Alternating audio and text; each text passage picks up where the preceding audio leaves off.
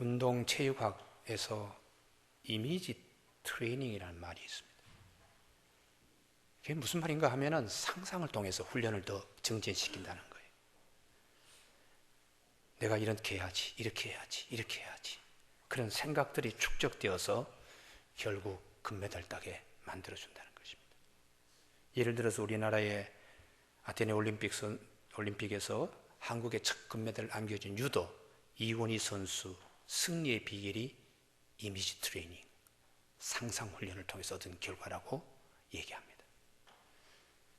잠잘 때 자기의 침대 매트리스를 그냥 침대 매트리스로 여기지 않고 유도의 매트로 생각하면서 자면서도 훈련한다는 거지. 이원희 선수만이 아니고 1976년 몬트리올 미국의 올림픽, 소련 선수들이 한 번도 그 경기장을 방문한 일도 없습니다. 그래서 코치들이 몬트리올 경기장의 모든 사진을 다 찍어가지고 그 사진을 보면서 훈련받게, 이미지를 통하여 훈련받게, 상상을 통하여 훈련받게 해서 의외의 좋은 결과를 얻었다고요. 골프에서도 마찬가지입니다. 미국의 프로골퍼 네스мет이라고 하는 사람은 월남전에 비행기 조종사로 참여해서 비행기가 한 대 얻어맞았어요. 그래서 탈출하는데 포로가 되어서 베트남 포로 수용사에 화로 수용소라고 있습니다. 그곳에 7년간 수감이 되었습니다. 그때에 그 분이 계급이 소령이었는데 7년 동안에 화로 수용소에 있으면서 평소에 골프 치던 생각을 늘 하면서 내가 나가면 골프로 다시 새 인생을 살아야 되겠다 해서 골프를 늘 생각하면서 골프채를 잡고 치는 흉내를 내고 했는데 7년 수감생활 끝나고 그가 골프채를 잡았을 때에 예전에 평소에보다 훨씬 더 20타를 줄이는 그런 훌륭한 결과를 가져왔다는 것이. 우리는 스포츠 운동학에서 이미지 트레이닝, 상상 훈련이 그런 효과를 나타낼 뿐만 아니라 광고학에서도 최근에 이것을 도입합니다.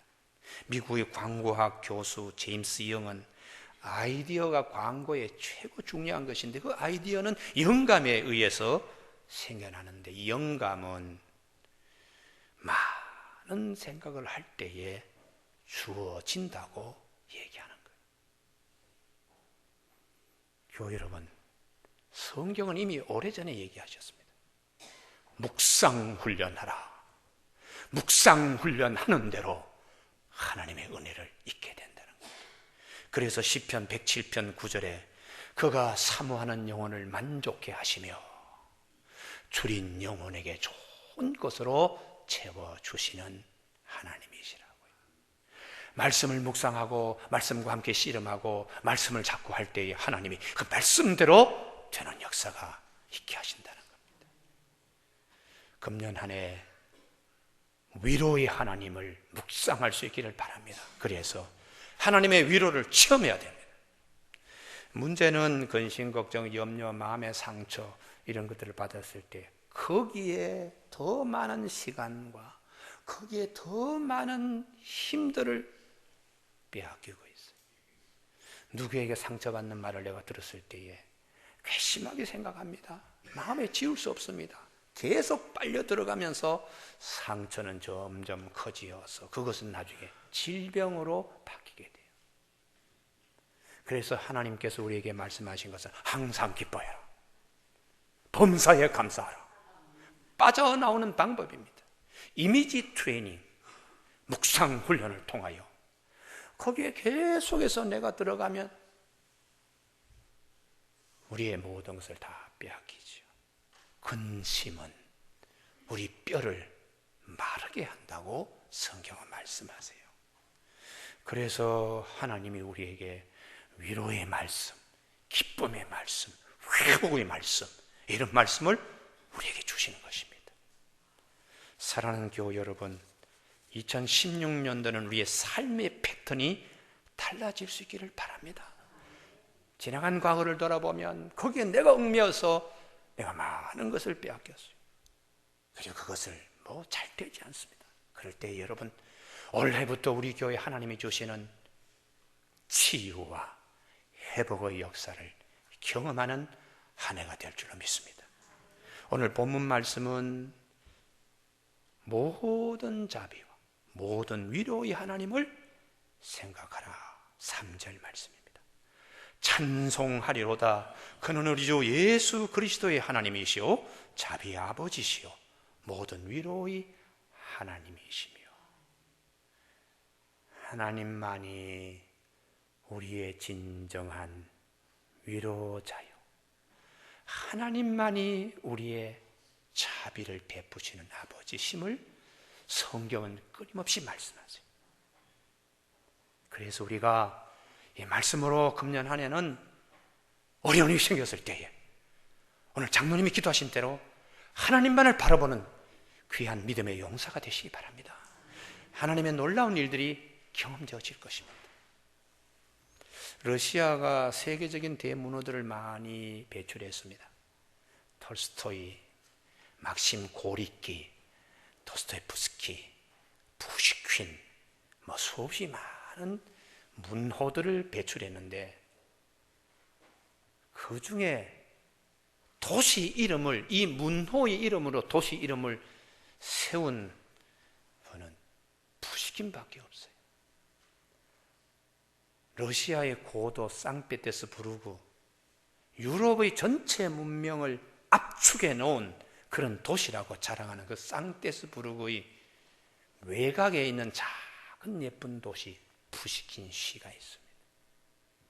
그 푸시킨 시는 에카테리나라고 그 황제 궁전이라고 소문이 났는데요, 거기는 보석이 그냥 러시아가 자랑하는 호박으로, 온 보석으로 벽이고 천정이고 다 그것으로 부착시키고 그것으로 자랑하는 그런 궁전인데요, 푸시킨 시에 있습니다. 2차 세계대전이 일어났을 때에 상페테르부르크는 그 도시민이 3년 동안 항전하면서 100만 명이 굶어 죽었습니다. 그러면서 그 도시를 지켜냈는데 푸시킨 시는 지키지 못했어요. 외곽에 있는 도시인데요, 독일 병사들이 제일 먼저 에카테리나 궁전에 있는 호박 보석을 다 뜯어갔어요. 그리고 2차 세계대전이 종전되고 난 다음에 러시아 국민들이 푸시킨 시에 있는 이 궁전의 보석방을 다시 약탈당한 그 보석들 호박을 전 러시아인들이 다 모아가지고 다시 재건하고 복구했습니다. 그 이유는 자기들의 자존심 때문에 그래요. 독일은 다 훔쳐갔지만 우리는 다시 복구한다. 그리고 푸시킨 시를 푸시킨 시답게 한다는 생각으로 그렇게 했습니다. 왜 푸시킨이 그렇게 유명한가?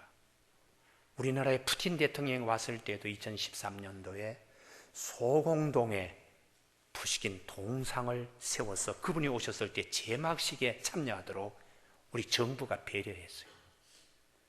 푸시킨의 유명한 시가 있지요.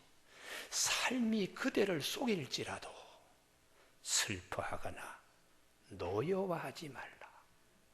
슬픈 날엔 참고 견디라. 즐거운 날이 오고야 말리리. 삶이 그대를 속일지라도 노하거나 서러워하지 말라. 절망의 나날 참고 견디면 기쁨의 날이 반드시 찾아오리라. 근데 이 시가 죽음을 이틀 앞둔 자리에서 썼다는 것 때문에 더 사랑받는 것입니다. 푸시킨은 600년 귀족의 가정에서 태어난, 금수저를 입에 물고 태어난 청년이었습니다. 그래서 귀족 학교에 가서 귀족의 교육을 받고 거기 기숙사에서 귀족으로 대물림이 되어가는 일에 훈련받은 인물이에요. 그런데 청년기에 눈이 띄었습니다. 농노들을 생각하니까 너무 가슴이 아픈 거예요. 그래서 이 농노제, 이게 러시아의 큰 문제다 하고, 그는 학교를 졸업하고 난 다음에 혁신적이고 진보적인 문학 단체에 들어가서 러시아 현실 풍자는 풍자시를 썼다가 10년의 남러시아 유배 생활의 길을 떠나게 돼요. 그 10년 고생 엄청나게 하는데 거기에서 그는 문학적인 많은 소재들과 문학의 깊이를 가지고 돌아옵니다. 우여곡절 끝에 10년 만에 돌아온 상페트스부르크에서 그는 아주 미모의 여성을 만나게 돼요. 그래서 수개월 동안에 구애하면서 결국은 결혼하게 되는데요. 그분의 이름이 나탈리아 콘차로바라고 하는 여성인데, 푸시킨과는 나이 차이가 10년 이상 벌어진 젊은 나이입니다. 그런데 여성의 미모가 뛰어나면 꼭 연문이 뒤따르듯이 푸시킨의 부인도 예외가 아니었어요.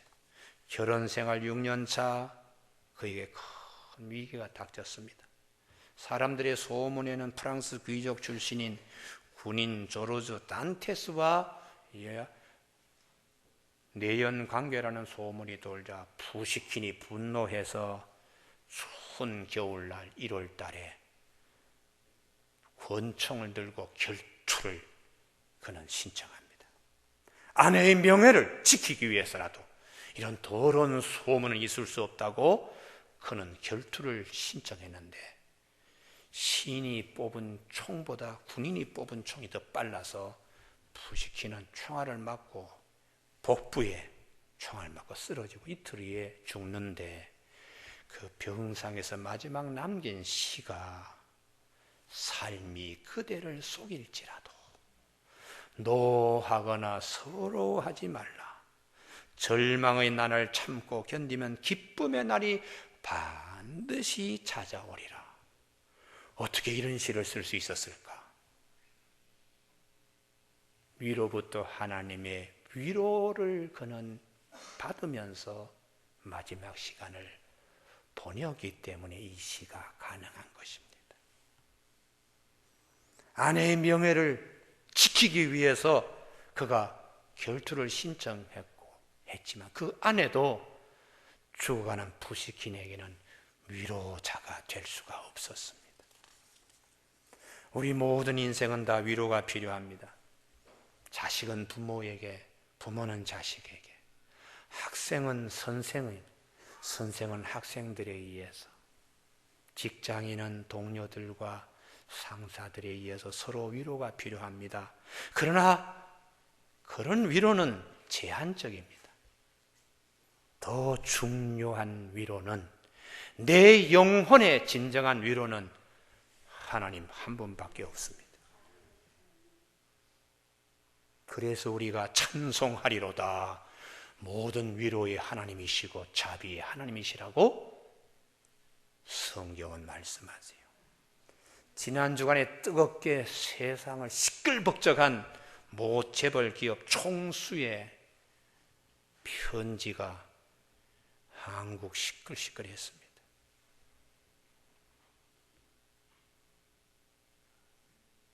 진정한 위로자를 만나게 되어서 결혼 생활 첫 번째 부인과 청산해야 되겠다고 한 이분의 내가 보니까 무속인 옆에 두고 투자하다가 계속 손실이 일어나니까 부인이 신앙을 가지고 무당의 말 믿고 계속 그냥 망하니까 어떻게 하지 남편을 구하려고, 그래서 담임 목사님하고 신앙 상담한 거예요.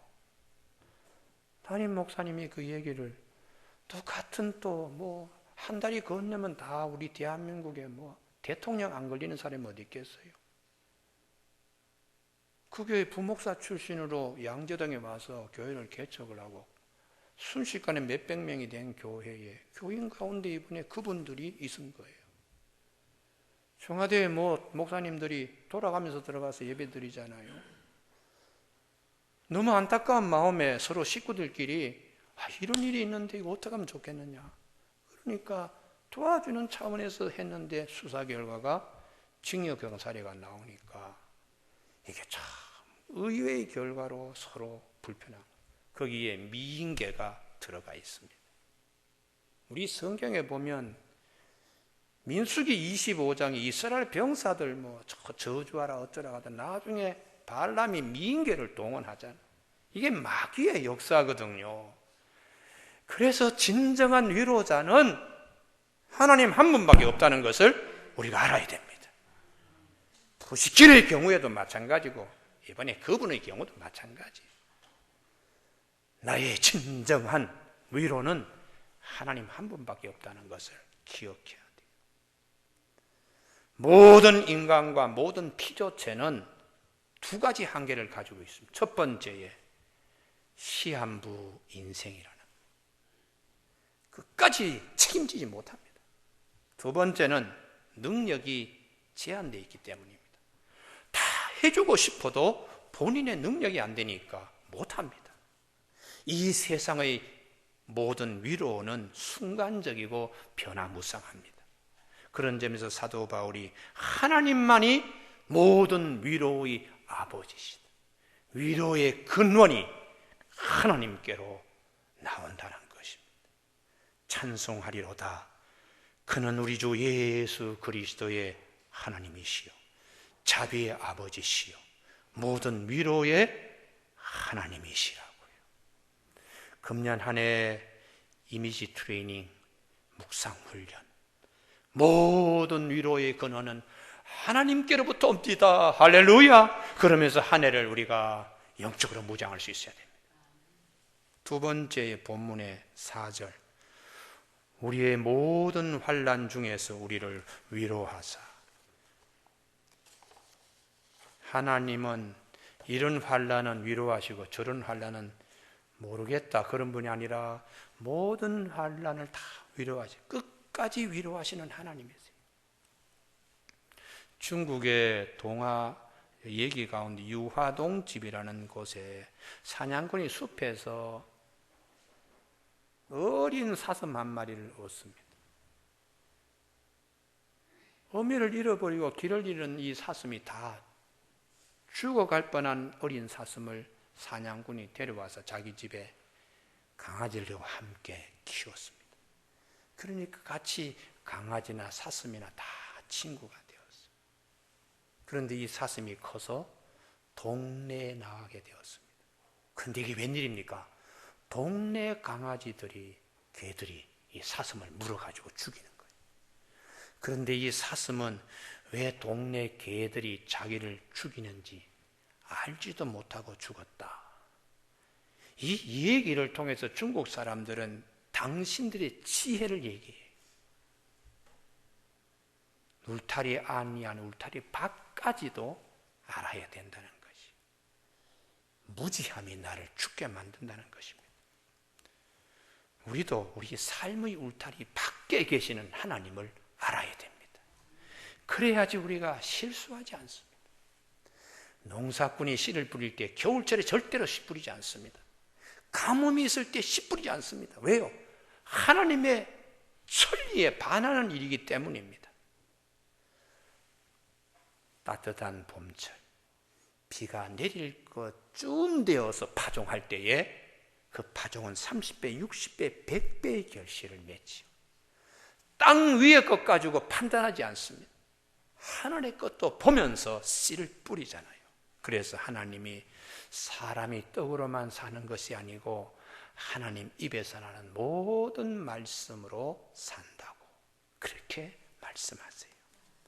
본문 말씀, 우리를 모든 환난 중에서 우리를 위로하사. 좀 죄송한 얘기인데요, 원문은 이 헬라어가 현재 분사형으로 되어 있어요. 하나님의 위로를 계속해서 지금 하시는 진행 상태로 본문이 말씀하십니다. 우리가 이 말씀을 계속 묵상할 수 있기를 바랍니다. 어려움이 닥쳤을 때에도 하나님의 이 시간 나를 위로하시는 하나님이시다, 이 말씀을 우리가 붙들어야 돼요. 노아가 홍수 심판 이후에 방주에 나왔을 때에 먹구름만 몰려오면 가족 식구들이 떠는 거예요. 불안해하고요. 두려워하고. 그때 하나님께서 앞으로 물로 절대로 심판하지 않는다. 구름 속에 무지개를 숨겨두었으니까 이것이 언약의 표시다.